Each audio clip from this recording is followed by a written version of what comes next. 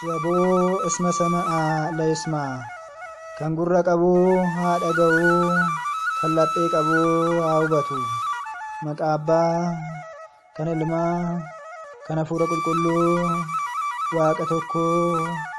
Ameen. Warreen sagaleen kun isinitti dhaga'amu hundi nageenyii fi jaalalli Waaqayyoo, kadhannaan haadha keenya Dubree Maariyaamii, gargaarsa ergamootaaf qulqullootaa lafaaf bakka isin jirtan hundatti isin waliin haa ta'u. Ameen. Murtee dabsuun, qarshii namaa saamuun, obboleessa ofii ajjeesuun, sobaan ragaa ba'uunii fi hatuun, soba dubbachuun, daangaa jigsuunii fi daangaa dhiibuun, dallaa cabsuunii fi mana diiguun ni baay'ata. Obboleessis obboleessa isaa qarshiidhaan ni jijjiira. Jaalallis isaan irraa ni fagaata. Yeroo sanaa of eeggadha. Yeroo sana dubartoonni abbaa manaa isaaniitiin ajajaman, hojjettoonnis hojjechiisaa isaaniitiif hin bitaman. Dubartoonnis teessoo mootummaa irra taa'uu ni jaalatu. Uffata dhiiraas uffachuu jaalatu. Akkanas jedhu: teessoo irra teenyee murtee kennina. Haati manaa kan dubbatte abbaa manaatti hin tolu. Kan abbaan manaa dubbates haadha manaatti hin tolu. Eeyyama abbaa manaa ishees hin raawwattu. Dhirsis qabeenya isaatiif jecha ni obsa. Eeyyama isaa raawwachuuf tole yoo jette yeroodhaaf ni gammada. Lakki yoo jette garuu qabeenya isaatiif jecha gaddaa jiraata. Yeroo sana of eeggadha. Yeroo sana qabeenyaa fi badhaadhina isaan irraan kan ka'e jiraachuu Waaqayyoo ni irraanfatu. Gumbii yookiin gootaraa guddaa midhaan isaanii itti naqatan hojjechuuf, qarshii fi warqee isaanii kan keessatti kuufatan saanduqa yookiin saaxinii guddaa qopheessuuf ni ariifatu. Lubbuu isaaniitiinis bara baay'eedhaaf kan si ga'u midhaan baay'ee, warqee fi qarshii baay'ee qabda waan ta'eef, egaa kana booda callisi nyaadhu, dhugii, gammadis jedhuun. Garuu osoo isaan hin beekin tasa duuni lubbuu isaanii butee fudhata. Qabeenyi isaanis nama isaan hin beekneef ta'a. Qabeenyi Waaqayyoo hin qabnee fi namni qabeenya isaa abdate carraan isaa akkana ta'a. Yeroo sanaa of eeggadha. Baay'ina qarshii irraan kan ka'e lubbuun namaa hin eeggamu. Baay'ina qabeenyaatiinis umuriin namaa hin dheeratu. Du'a jalas hin bahu. Qabeenya namaa hawwuu fi hawwii hin taane irraa of eegaa. Waan nyaattanii fi waan dhugdaniif, akkasumas waan uffattanii fi waan ittiin of miidhagsitaniif cimsitanii hin dhiphatinaa. Simbirroota samii ilaalaa, hin facaafatanii hin haammatan, mana meeshaa yookiin gumbii hin qaban, garuu Waaqa isaanii irraa nyaata isaanii argatu. Akkasumas abaaboowwan ilaalaa, hin dadhaban, garuu isiniinan jedha, ogeessichii fi namni hubataan Solomoon illee kabaja isaa hundaan isaan kana keessaa tokko illee hin uffanne. Egaa simbirroota samii fi abaaboo gammoojjii irraa amma akka caaltanii fi Waaqayyoo fuulduratti kabajni hammamii akka isiniif kennamu yaada. Isin keessaa dhiphatee dheerina isaa irratti taakkuu tokko dabaluu kan danda'u eenyu? Egaa waan xiqqaa kana raawwachuu erga hin dandeenye waan biraatiif hin dhiphatina. Uffata waggaadhaan bitattanii fi nyaata guyyaa irraan kan isin hafe warreen homaa hin qabneef kenna. Qabeenya keessanii fi lafa keessan irraa hir'isaatii hojii tolooltummaatiif kenna. Kana yoo raawwattan hattuun kan hin hanne, daana'oon kan hin balleessine, nyaataan kan hin nyaanne galmee samii irraatti isiniif kuufama. Kanaaf hojii akkanaa hojjechuuf mudhii keessan kan hidhattan, gurri keessan kan dammaqe, ijji keessan kan ife haa ta'u. Ilmi namaa yeroo fi sa'aatii ittiin beeknetti dhufa waan ta'eef ajaja koo eegaa. Yoo obboleessi keessan isin miidhe yookiin isin gaddisiise kophaa keessan dhaqaa gorsaa. Gorsa keessan yoo fudhate dhiifama godhaafi. Yoo dhaga'uu baate garuu nama 2-3 fuulduratti itti hima. Isaanis dhaga'uu yoo dide bataskaanatti hima. Bataskaanas dhaga'uu yoo dide garuu akka ermiitti lakkaa'a. Ajaja koo eegaa. Namoonni akka isiniif godhan kan barbaaddan hundumaa isinis godhaafi. Ooritiinis raajonnis kana waan ta'eef kadhadhaa isiniif kennamaa, barbaadaa ni argattu. Balbala rukutaa isiniif banamaa, amantiidhaan taatanii kan kadhattan hundaa ni fudhattu. amantii keessan hin hir'isinaa. Kennaa yommuu kennitan nama fuulduratti mul'achuu fi nama fuulduratti galateeffamuuf akka warra of tuultotaa yookiin gibbizootaa nama fuulduratti hin taasisinaa. Of eeggadha. Akkana yoo ta'e immoo abbaa keessan isa sameerraa fuulduratti gatii hin qabdan. Isinis yommuu kennaa kennitan harki keessan mirgaa kan kenne harki keessan bitaa hin beekin. Dhoksaadhaan kan isin kennitan abbaan keessan inni dhoksaadhaan isin laalu ifatti gatii keessan isiniif kenna waan ta'eef ajaja koo eegaa. Yommuu xoomtan akka xoomtan beeksisuuf bifa keessan hin gurraachessinaa. Nyaara keessanis hin gudunfinaa. Fuula keessanis dhiqadhaa. Fuulli keessan haa ifu. Dadhabbii keessanis cimina keessan hin dhoksaa. Abbaan keessan dhoksaadhaan isin ilaalu gatii keessan ifatti isiniif kenna waan ta'eef ajaja koo eegaa.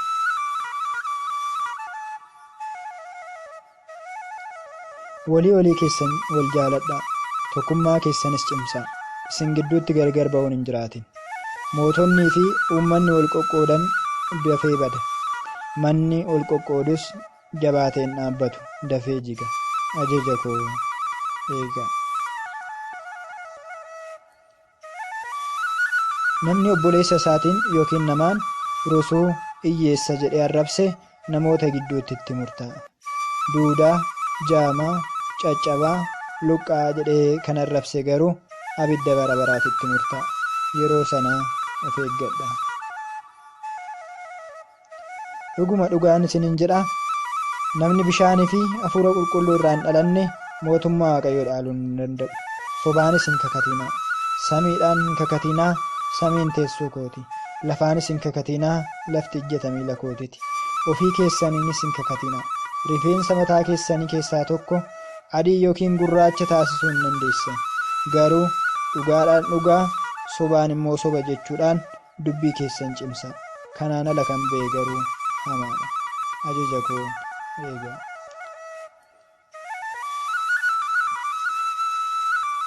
Addunyaa kanarratti warreen hafuuraan rakkataa ta'an qulqulloota.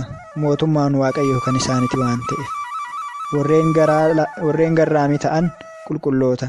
Isaan lafa dhaalu waan ta'eef. Qulqullummaadhaaf kan beela'anis isaan qulqulloota. Mootummaa Waaqayyootti ni quufu waan ta'eef. Warreen garaa laafan qulqullootaa isaan dhiifama argatu waan ta'eef. Warreen lapheen isaanii qulqulluu ta'e qulqullootaa isaan Waaqayyoo ni arguuti. Warreen araara buusan qulqulloota. Isaan ijoollee Waaqayyoo jedhamuuti. Qulqullummaadhaaf warreen ari'atamanii fi qulqullummaadhaaf warreen ari'aman qulqulloota. Mootummaan Waaqayyoo kan isaaniiti waan ta'eef. Yeroo isin arrabsanii fi isin ari'atan anaaf jecha waan hamaa yoo isin irratti raawwatan, sobaan yoo ragaa isin irratti bahan isin qulqulloota. Gatiin keessan samii irratti baay'eedha. Raajota isin dura turanis akkasuma ari'achaa waan turaniif gammada. Ajaja koos eegaa. Yeroo sana namoonni baay'een lapheedhaan osoo hin taane afaaniin yaa gooftaa naan jedhu. Garuu yaa gooftaa kana naan jedhan hundi mootummaa Waaqayyoo kan dhaalan miti.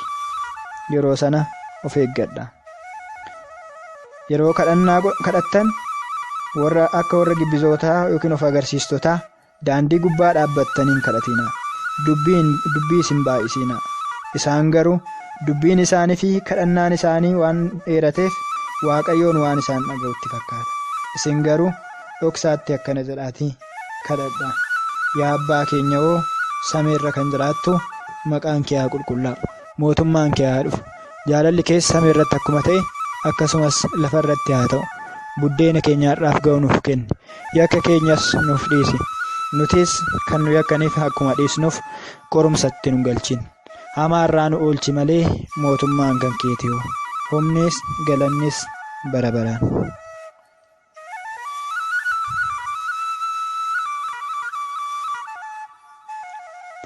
Warreen kabajaa fi soorummaa baay'isan yookiin jaalatan qorumsaan ni kufu. Qorumsa keessattis ni galu. Hiyyeessaa fi rakkataadhaaf akka hin kennineef harki isaanii ni hidhama. lapheen isaanii akka fara'oon ni duuda. Kan ittiin fayyan akka hin beekneef ijji isaanii ni haguugama. Sagalee koo akka hin dhageenyeefis gurri isaanii ni duuda. Akka hin nyaanneef afaan isaanii ni hidhama, garaan isaanis ni ciniina. Nama hin beekneefis qarshii isaanii kuusu. Ijoollee isaanittis hin darbu. Cubbuudhaan akka maramanitti du'u. Gaabbis hin galan. Yeroo sana of eeggadhaa. Warreen gaarii yoo ta'aniif immoo kan isaan fayyadu Hafuurri Qulqulluun ni kennamaaf. Maqaan koo yommuu ka'u ni gammadu. Hojii addunyaa kanaas hin hojjetan. Tapha ishees hin taphatan. Bittaasii ol jalaa ba'uuf jecha. Ajaja koo eegaa. Yeroo sana namoonni ilkaan baasanii mataan isaanii haarri ta'ee dhalatu. Amantii isaanis ni jijjiiru. Afaan isaaniis akka milaaccii qara qabuutti. Afaan isaanii lolaa fi gidiraadhaaf akka qalqallootti kan banameedha. Ofii isaaniin of fudhanii of fannisanii bakka hin taanetti kufanii du'u. Yeroo sanaa of eeggadhaa. Abbaan ilma isaa, obboleessi obboleessa isaa ni jibba. Obboleettiin obboleettii hin jaalattu. Hiriyaan hiriyaa isaa ni gana. Abbaan ilma isaa dabarsee du'aaf kenna. Ijoolleenis abbaa fi haadha isaanii ajjeesu. Diinni namaa maatiidhuma isaa ni ta'a. Yeroo sanaa of eeggadhaa. Qotiyyoo qotuu fi qotiyyoo hin qonnee walitti camadu. Isa qotu ni garafu, isa hin qonne garuu ni dhiisu. Qotiyyoo kan jedhame qotiyyoo miti. Kan liqeeffatee jala bahaa kan isa qabus hin jiru. Kan wabii ta'e garuu ni qabama. Yeroo sanaa of eeggadhaa. Na nyaadhaa kan jedhan firii wayinii fi turungoo mi'aawaan ni uumamu. Garuu kan isaan nyaatu hin jiru. Hadhaa kan ta'e nyaatu malee. Wayinii fi turungoo kan jedhaman wayinii fi turungoo miti. Kitaaba qulqulluu fi abboota beektotaa fi barsiisota wangeelaati. Yeroo gorsan, yeroo barsiisan ni tuffatu malee kan isaan dhaga'u hin jiru. Hadhaa nyaatu kan jedhame immoo gorsa seexanaa dhaga'uu jechuu isaati. Yeroo sana of eeggadhaa.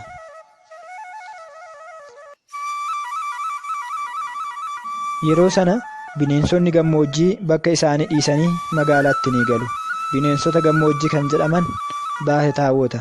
Baahitaawwii ofiin jedhu garuu hojii baahitaawiin hojjetu hin hojjetan.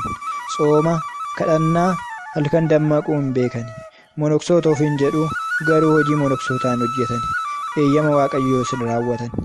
Obboleessaa fi hiriyaa isaanis hin jaalatan. Akkuma nama addunyaa kanaa aangoo fi kabaja barbaadu. Eebbaa fi barakata koo yommuun lafarratti dhangalaasu gatanii hadhaawaa nyaatu. Sirba seexanaa jaalatu.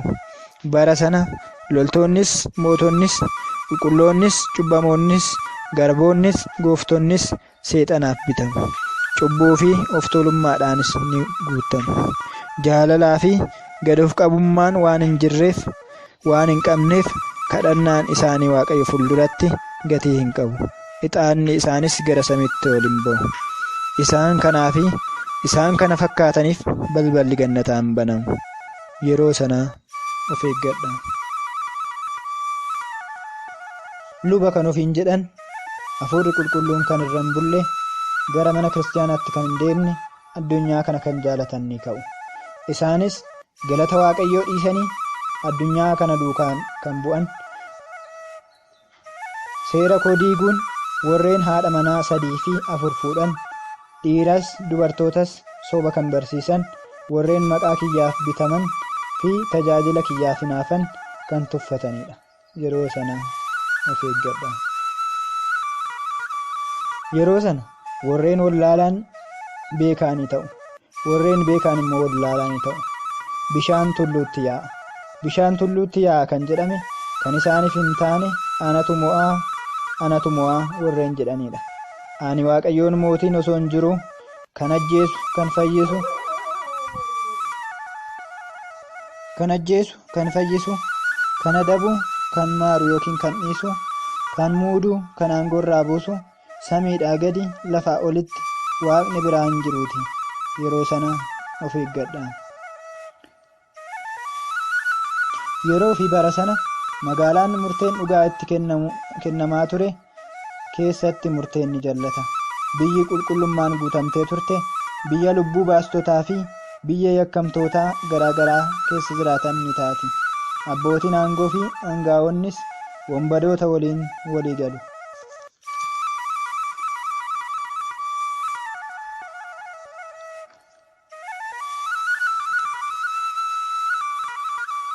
Hunduu matta'aa yookiin gubboo ni jaalatu ni fudhatutu.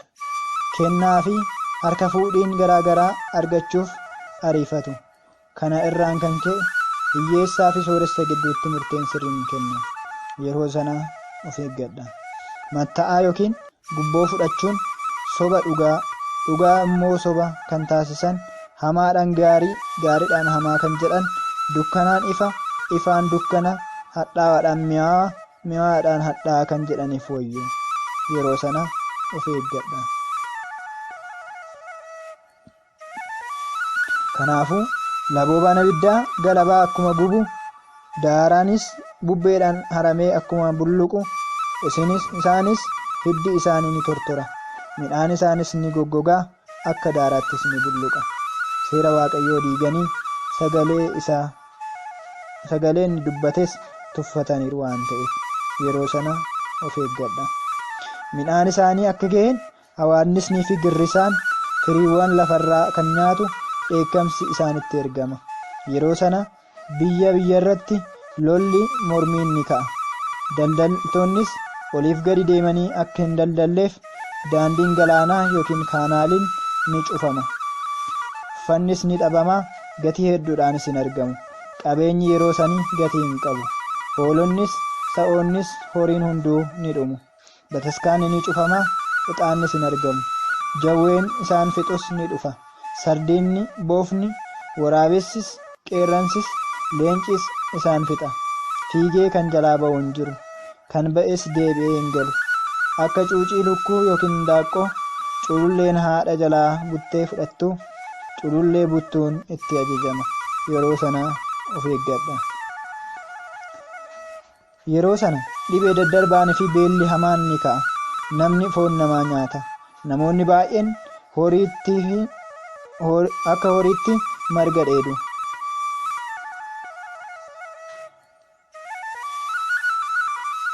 Biyyoonnis ni badu. Foonii fi dhiiga koos ni xureessu. Iccitii koos ni baasu. Firoottan isaanii waliinis ni sagaagalu. Qaama isaanis ni xureessu. Kan isaan uumnes waaqessu.